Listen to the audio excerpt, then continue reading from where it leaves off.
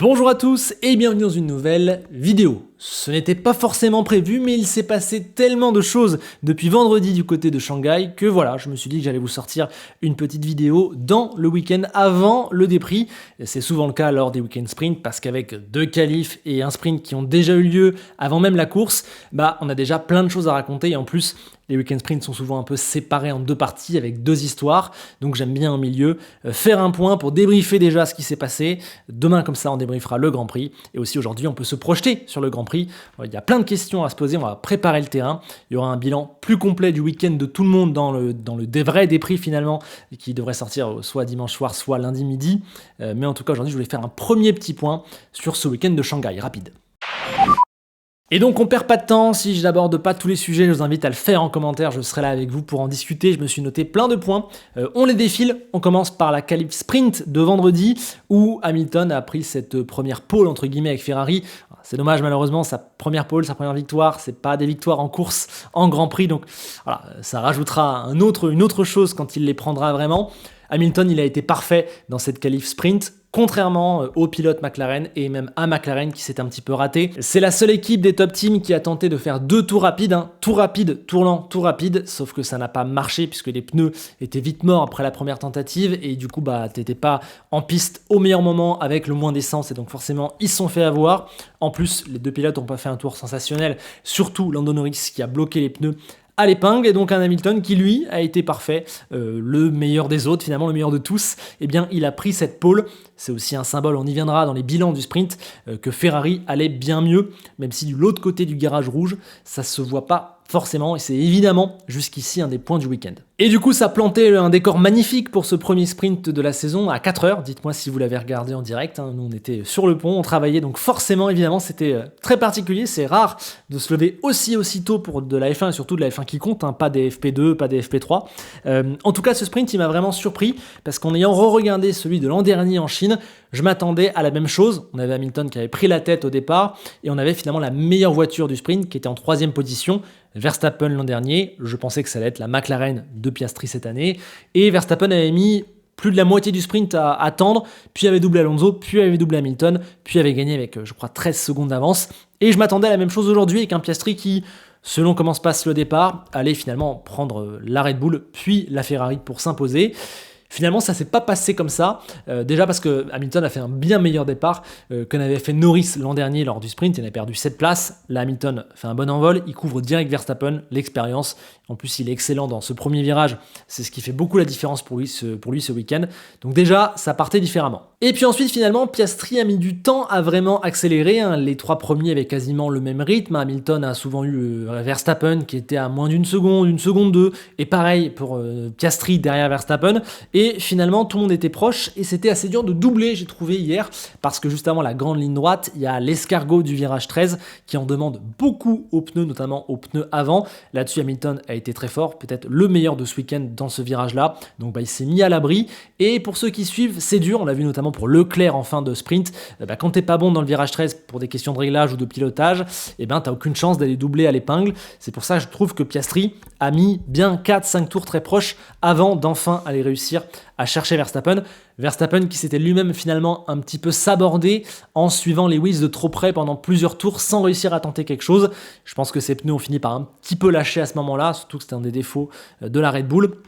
Et donc il n'a pas pu aller chercher Hamilton et s'est mis à la merci d'Oscar. Et quand Oscar passe, je crois qu'il y a 2 secondes de retard sur Hamilton, donc on se dit bis repetita de l'an dernier, j'ai vu juste, parfait. Eh bien pas du tout, parce que la Ferrari d'Hamilton, elle a fait un fin de sprint absolument incroyable. Je crois qu'il met 5 ou 6 secondes à Piastri dans la figure sur les 4 derniers tours. Vraiment, il avait une gestion des pneus exceptionnelle, presque même une deuxième vie, parce que très tôt dans la course, Ferrari a eu du graining sur les pneus avant, et finalement en fin de relais, ils ont été extrêmement rapides, et même Leclerc, qui a passé son sprint caché à 3-4 secondes de Russell, à la fin, il menace Russell sans pouvoir passer à cause du virage 13, mais lui aussi avec beaucoup de rythme à la fin, ce qui me laisse penser que finalement Ferrari a une gestion des pneus absolument incroyable, et finalement c'est ça qui est bien dans cette saison grâce à ce premier Grand Prix qui a été sous la pluie, c'est qu'au final les vrais rythmes des équipes sur les longs relais, sur les types de pneus dans des conditions normales, on ne les connaît pas encore, et même pas encore complètement après ce sprint, donc on sera encore surpris demain, et vraiment cette fin de relais de Ferrari, moi perso, c'est sûrement au-delà de l'aspect émotionnel d'Hamilton, ce qui me choque le plus de cette partie sprint. On verra demain si finalement ils ont un avantage ou pas dans ce domaine, ça va faire partie des questions qu'on va se poser dans la fin de cette vidéo. Sinon, pour la partie sprint, il faut aussi revenir sur Lando Norris qui a fait une erreur dans le premier tour, qui a perdu gros. Alors sur l'erreur, après l'avoir revu plusieurs fois, je vais être un petit peu indulgent parce que c'est Russell qui finalement se décale devant et ne laisse finalement pas de place à Norris pour freiner normalement, il doit se décaler et donc mettre une roue dans l'herbe et à partir de là, forcément ça dérape. Donc oui, forcément peut-être que Lando suivait Russell d'un petit peu trop près, mais pour l'avoir revu, vous me donnerez votre avis. Je suis un peu plus indulgent parce que finalement il a pas beaucoup d'espace pour aller ailleurs, il est obligé de freiner dans l'herbe, donc forcément les conséquences sont claires. Et ce qui m'a le plus choqué sur Norris, c'est pas tant cette erreur du premier tour qui, je pense, peut arriver à plein de monde, c'est plus l'erreur qu'il a fait en qualif et le rythme qu'il n'a pas eu lors du Grand Prix, puisqu'il n'a pas été plus rapide que les Aston, seulement à la fin, il a réussi à passer Stroll. Voilà, les pneus avant abîmés, les pneus avant dans le trafic. Un Norris, c'est un des thèmes aussi du week-end, qui n'est pas à l'aise dans cette nouvelle McLaren qui est encore très brute, très pointue. Et ça donne pas de rythme. Un Lando qui demande de l'aide à la radio. Pour un leader du championnat qui veut être sérieux cette saison et qui prend seulement 1 point dans le sprint, voilà, c'est très délicat. Ça fait évidemment partie des gros points de ce week-end, finalement, de cette partie sprint. Et puis le dernier fait majeur de ce sprint, finalement, c'est une énorme bataille dans la deuxième partie de peloton. Il y avait vraiment 7-8 pilotes qui se battaient en groupe, parmi lesquels nos 2 Français qui en sont sortis finalement vainqueurs. Gasly et Hadjar qui étaient très chauds, qui se sont battus entre eux-mêmes. C'était un magnifique combat. L'un passe, puis Gasly repasse dans l'escargot. C'était vraiment très beau. Je pense qu'ils avaient les meilleures voitures de ce groupe-là. Voilà, la Racing Bulls aujourd'hui, c'est pour l'instant la 5e force. Donc Isaac avait clairement un gros potentiel entre les mains. Il serait parti plus haut s'il n'avait pas raté sa seule tentative de SQ2 la veille. Et Pierre, je trouve que l'Alpine est encore très mystérieuse. La partie Grand Prix, ça a l'air d'être mal parti, mais en tout cas, elle avait plus de rythme, on l'a vu par rapport à la Williams d'Albon par exemple, que Pierre a fini par rattraper.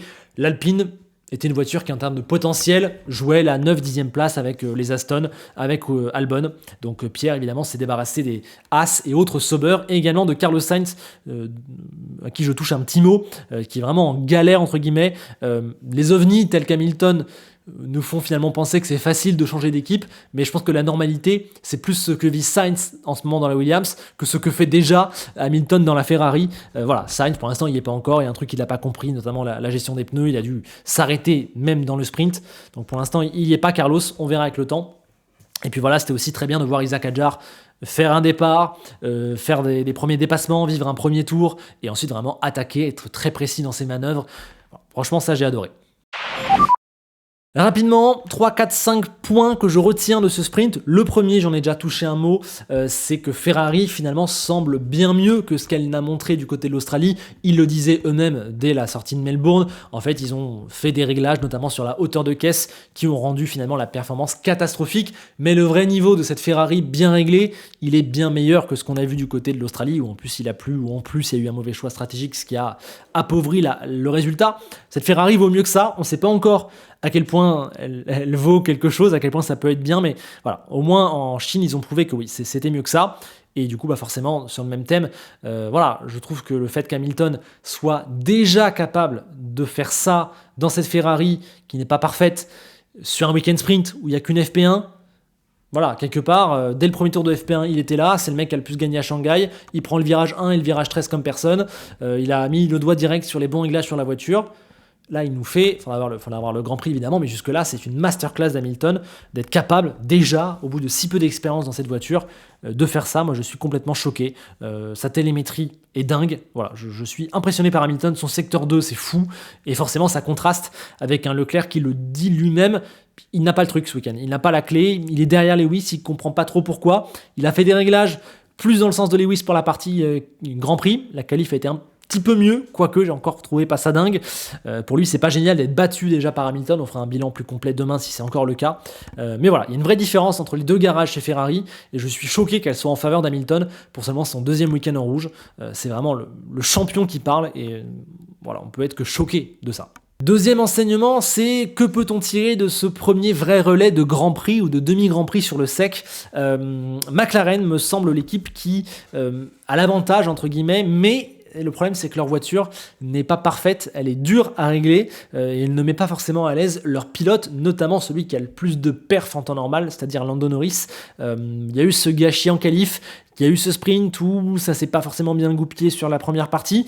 Voilà, c'est aussi un circuit peut-être qui les met moins en avant, un circuit où les pneus avant sont plus sollicités que les pneus arrière, contrairement à Melbourne, et ça on sait que ça avantage moins en tout cas la McLaren. C'est une voiture aussi qui est sensible au vent et il y en a pas mal ce week-end, notamment sur les qualifs. C'est une voiture un peu plus nerveuse que l'an dernier, donc voilà, c'est pas forcément encore idéal du côté de McLaren, mais sur certains tours de qualif, sur certains relais de sur certains tours de Piastri lors du sprint, on sent bien quand même qu'en termes de potentiel pur, ça semble être la machine orange qui pour l'instant a un petit avantage sur les autres, mais encore faut-il mettre tout bout à bout, et pour l'instant ils ne l'ont pas forcément fait, en tout cas ils ne l'ont pas fait sur le sprint, équipe et pilote. Ensuite, on a Ferrari, qui est peut-être redevenu la deuxième force. Faudra voir, parce que la partie Grand Prix est moins bonne. C'est une équipe qui est encore dure à saisir. Et comme l'a dit Vasseur lui-même, finalement, voilà, on comprend plus grand-chose. Parce que pour l'instant, Ferrari ne sait pas encore où elle en est. Il y a 2 parties du garage aussi qui sont pas très coordonnées, en tout cas, qui n'ont pas le même feeling. Donc ça n'aide pas à savoir où est la vraie performance de la voiture.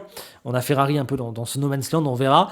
On a Red Bull, pour qui, franchement, c'est très dur. Cette voiture, pour moi, n'est pas une voiture qui permet de lutter pour le titre en temps normal, ils y sont pas, et encore ils ont réussi à limiter les dégâts entre la FP1 et la qualif du sprint, et puis voilà, heureusement pour Red Bull, il y a Max Verstappen, on se répète de Grand Prix en Grand Prix, mais il compense le retard de sa voiture avec une grande intelligence. La qualif, il est toujours là, il sera toujours 2, 3, 4e, il n'a pas la voiture pour faire la pole, mais lui, contrairement à d'autres, sera toujours 2, 3e, il sera jamais en dehors de la 2e ligne, c'est clair, et lors du sprint, gestion parfaite, il voit que Piastri va le doubler, il prend pas non plus trop de risques, c'est le début de saison, Norris est derrière, il y a des points à aller chercher, voilà, c'est du Max Verstappen tout craché.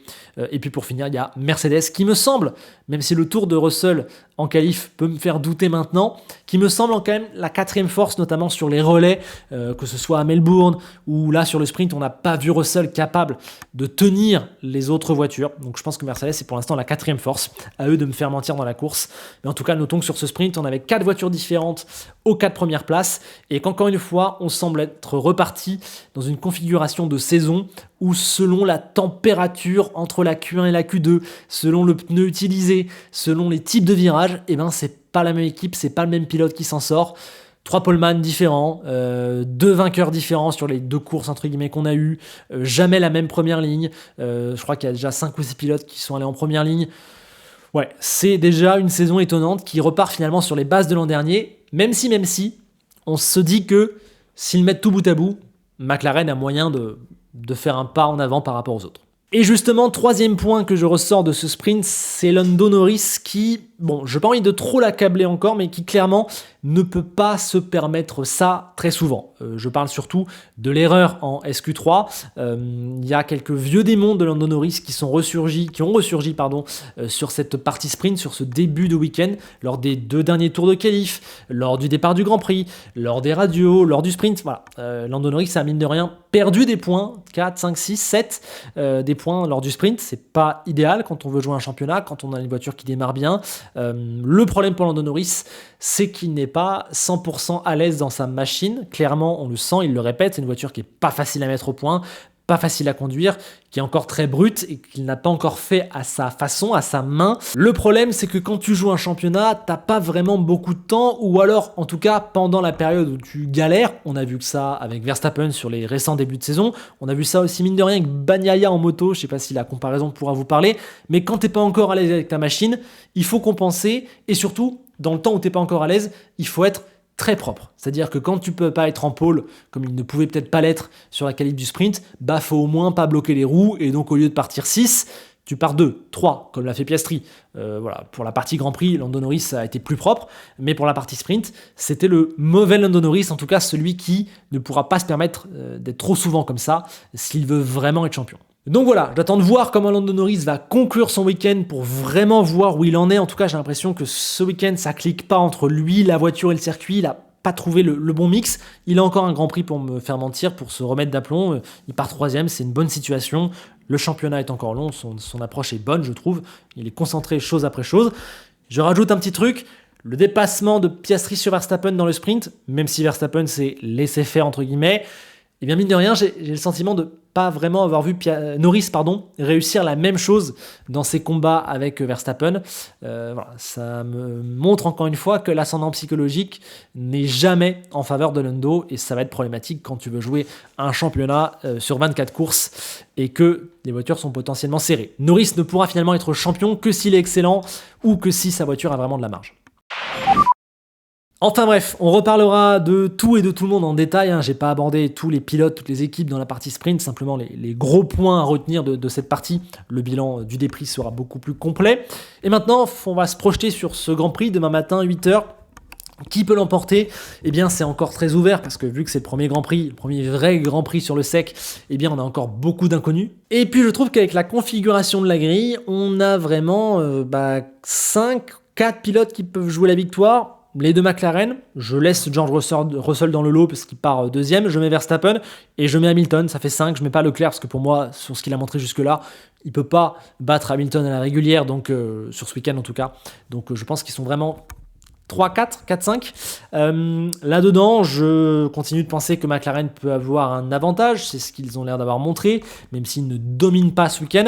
On sait aussi que McLaren est meilleur, plus les pneus sont durs et plus les relais sont longs, plus il y a de tours. Sur la conservation des gommes, sur ce genre de choses, McLaren excelle. Ils partent 1 et 3. Russell, on l'a vu dans les sprints, dans les grands prix, pour l'instant n'a pas le rythme avec cette Mercedes pour tenir les leaders, en tout cas il ne l'a jamais eu. J'ai l'impression quand même qu'en fonction de comment se passe le premier tour, McLaren est dans une position idéale pour aller à minima remporter le Grand Prix, voire faire un doublé sur début de saison. Certes, la voiture n'est pas facile, mais où ils ont quand même un avantage, tout le monde le dit. Et même on l'a vu sur la qualif, sur des bouts de qualif. Pour ce qui est donc de la surprise Russell, encore une fois magnifique, on fera le bilan demain de cette performance complète, mais encore une fois il est parfait. Je n'imagine pas jouer la victoire, plus tenter de s'accrocher pour avoir le podium, car le rythme de cette Mercedes ne m'a pour l'instant pas totalement convaincu. Et derrière, il y a du monde, on verra s'ils ont trouvé un truc, mais quand je vois que Verstappen est toujours dans les parages, malgré le retard de sa Red Bull, quand je vois que la Ferrari, notamment aux mains d'Hamilton, a montré beaucoup de très belles choses, notamment plus le relais s'est allongé lors du sprint, je me dis que Russell, il regarde beaucoup plus derrière que les deux McLaren et que peut-être même il peut faire un espèce de bouchon entre les deux groupes. On verra. Donc c'est assez compliqué ensuite, à partir de Russell, de déterminer finalement le résultat. Sans réinventer la roue, demain, je pense qu'il y a 2 éléments principaux en dehors de la stratégie, de plein d'autres choses. Ça va être la position en piste. J'ai quand même le sentiment que c'est dur de doubler à cause de ce virage 13, à cause de cette longue portion sinueuse qui abîme les pneus. C'est difficile de se suivre, donc en vrai, quand t'es devant, même si tu subis le DRS, si t'es à 8 dixièmes en sortie du T13, t'es à l'aise sur toute la suite du tour. Et aussi, je pense que le deuxième élément important, ce sera évidemment la gestion des pneus, la dégradation. McLaren était jusque-là la référence, Red Bull n'est pas top là-dedans, Mercedes bof. Et l'inconnu, c'est Ferrari, parce que maintenant, avec ce qu'ils ont montré ce matin, lors du sprint, j'ai des espoirs que Ferrari concurrence McLaren dans ce domaine. Donc ça va être demain un vrai morceau de vérité. Lors de la prochaine vidéo, finalement, on aura énormément de réponses sur le visage que risque d'avoir cette saison. Et allez, puisque c'est le jeu, mon pronostic, je vais donner la victoire à Piastri, qui m'a l'air plus à l'aise, en tout cas, qui s'accommode mieux des difficultés, entre guillemets, de la McLaren, qui part aussi en tête. S'il prend un bon départ, je le vois bien s'échapper et être dur à doubler. Il avait du bon rythme aussi du côté de l'Australie. Je le vois terminer devant Norris, qui, s'il fait un bon départ à côté de Verstappen, pourrait arriver à se débarrasser de la Mercedes de Russell, que je vois glisser et se faire rattraper, notamment par Hamilton, que je place 3e, parce que j'ai vu vraiment de bonnes choses de la part de la Ferrari. Verstappen, je le mets 4, parce que je crois vraiment que plus les relais s'allongent, plus la Red Bull est galère, et donc il peut être là sur un départ, sur un coup, sur un tour, sur une qualif, mais sur la longueur d'un Grand Prix, j'ai peur que cette Red Bull soit limite. Et ensuite, je mets Russell 5 et Leclerc 6. Ça va être serré, c'est très compliqué. Et je rajoute Antonelli 7e, qui sera à sa place. Il fait un bon week-end, Kimi Antonelli. Alors, c'est pas parfait, notamment dans les Q3, où ses tours ont parfois un peu laissé à désirer, surtout dans la partie de la qualif du Grand Prix. Il a aussi été battu par Tsunoda lors du sprint, mais là, sur une 50aine de tours, je pense qu'il est suffisamment au-dessus du reste pour être 7e, et en revanche, encore un petit peu trop loin des autres pour être dans le top 6, donc 7e, me semble être la place logique d'Antonelli. Derrière lui, par contre, il va y avoir une superbe bataille pour les points. Et là, je vais évidemment parler, applaudir la magnifique qualification d'Isaac Hadjar, absolument incroyable.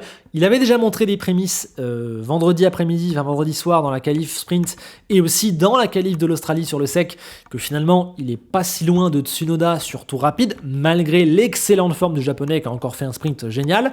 Et là, clairement, il est monté en puissance dans la qualif. Il l'a battu lors de la Q2, lors de l'entièreté de la Q3. Ça a été le meilleur des autres. Il est à, je crois, même pas un dixième, je crois, de la Ferrari de Leclerc. Exceptionnel Isaac Hadjar, c'est fou, c'est complètement fou. Mais ça, on l'a vu finalement dès l'Australie, dès son premier tour. Il a été un vrai pilote de F1. La perf, elle est là. Maintenant, c'est tout apprendre, tout mettre bout à bout, prendre de l'expérience, être capable de maximiser ce qui est très dur en Formule 1. Donc clairement, il est là, il a été sensationnel. Et en plus, pour lui, quand on voit sa réaction à l'arrivée, tout ça semble normal. Mais il a même dit qu'il était dégoûté parce que dans son tour, il y a quelques trucs qu'il n'aurait pas dû faire comme ça. Voilà, ça, c'est vraiment la mentalité nouvelle génération, les Piastri. Je pense qu'Antonelli est pareil. En tout cas, c'était vraiment exceptionnel de le voir concrétiser sur une qualif et j'espère qu'il marquera ses premiers points demain. Je pense qu'il en a une très belle occasion puisque Racing Bulls est pour moi la 5e force. Donc je vois Tsunoda qui part 9e rester facilement dans les points, prendre un des 3 spots disponibles dans les points pour les écuries qui ne sont pas des top teams. Et pour Isaac, ça va se jouer dans la gestion du départ. Il part 7e, juste derrière Lewis Hamilton et la Ferrari de Charles Leclerc. Prendre ce départ, être capable aussi de gérer les gommes sur les longs relais, voir quand il est attaqué, ne pas surréagir. Voilà, ça reste un rookie, ça reste pour lui son vrai premier Grand Prix. Donc ça va pas être facile. Mais sur ce qu'il a montré en perf pur, je le crois capable de rester dans les points. Qui seraient ses adversaires potentiels? Pour moi, ce serait surtout Albon et les Aston. J'exclus Haas, même si Ocon part 11e. Haas, on n'en parlera pas beaucoup aujourd'hui, on en parlera beaucoup demain, mais c'est beaucoup mieux. Ils ont trouvé des bonnes choses pour être mieux. C'est aussi un circuit avec un moins de virages rapides, donc c'est mieux pour eux. Mais je ne vois pas Esteban être capable de se jouer pour les points. On a vu le rythme des Haas lors du sprint. C'était pas suffisamment bon. J'exclus aussi Carlos Sainz qui pour moi n'a pas encore le niveau de confiance et de performance d'un Albon pour se mêler au point. Les Alpines, j'aurais bien aimé les mettre. Je crois que Gasly n'est pas si loin de ce rythme-là, mais malheureusement il part 16e. J'ai aussi vu une Alpine qui m'a pas complètement rassuré sur l'ensemble du week-end, donc je pense qu'Alpine part d'un peu trop loin. Et puis pareil pour Sauber, qui quand même dans le sprint a pris un petit retour à la réalité. Ils sont quand même la 9e force et demie, 10e. Et Liam Lawson, je pense, va remonter à l'image de ce qu'il a fait dans le sprint. Mais de là à remonter dans les points, il faudra faire une course vraiment parfaite. Il part encore dernier. Il n'a pas toute l'expérience non plus de long relais. Donc je pense que ce sera encore pour l'instant un peu trop loin pour Liam Lawson. Donc les adversaires finalement, c'est Albon et les Aston. Ça va être génial à voir, d'autant que les Aston, qui sont quand même ralentis au départ par Ocon et Hülkenberg, qui pour l'instant partent devant, donc ça va être peut-être des obstacles qui peuvent la faire perdre des précieuses secondes, voire plus, sur les premiers tours s'ils ne les effacent pas dès le départ. Mais ça va être intéressant. Tsunoda, je pense, a une place garantie dans les points à la régulière. Albon et Hadjar me semblent très bien placés. Attention aux Aston, attention à une surprise. Mais allez, si je dois parier, je mets 8 Tsunoda, 9 Albon quand même à l'expérience, Alex. 10 Hadjar, premier point en Formule 1, ce qui serait génial. Devant les 2 Aston, Liam Lawson qui remonte, Gasly, Sainz, Doohan, et ensuite je place les Haas et les Sauber qui, je pense, sur la durée d'un Grand Prix, vont naturellement retourner vers les places du fond. Et bien voilà, c'était le sprint prix, je sais pas comment on devrait appeler cette petite vidéo qui sort souvent le samedi avant le Grand Prix quand il y a eu une partie sprint. J'avais envie de revenir sur plein de choses qui se sont passées parce que mine de rien, on en a des choses à dire avec Hamilton, avec les McLaren, avec les rookies. Il y a beaucoup de choses intéressantes et c'est dur de tout expliquer dans le déprix, donc la partie sprint elle est réglée. Demain on parle du Grand Prix, on fait le bilan global du week-end, ce sera beaucoup plus agréable. J'ai posé plein de questions dans ce déprix, j'ai abordé plein de points, on aura plein de réponses demain et j'attends aussi vos réponses dans les commentaires, les points que j'ai abordés, ceux que j'ai pas abordés, là où vous êtes d'accord, pas d'accord. Discutons tous ensemble de ce début de week-end en Chine et projetons-nous, on se projette sur le Grand Prix de demain. Allez, merci de votre écoute, le petit like, le petit abonnement si vous voulez me soutenir, m'encourager et m'aider. Et on se quitte avec Enzo Ferrari qui est tombé de sa chaise quand il a réalisé, comme sûrement beaucoup d'entre nous, que oui, Ferrari n'avait jamais gagné de sprint jusqu'à aujourd'hui et Lewis Hamilton non plus. Fallait vraiment qu'ils se mettent ensemble pour y arriver, quoi. Allez, à demain ou à lundi pour le débrief.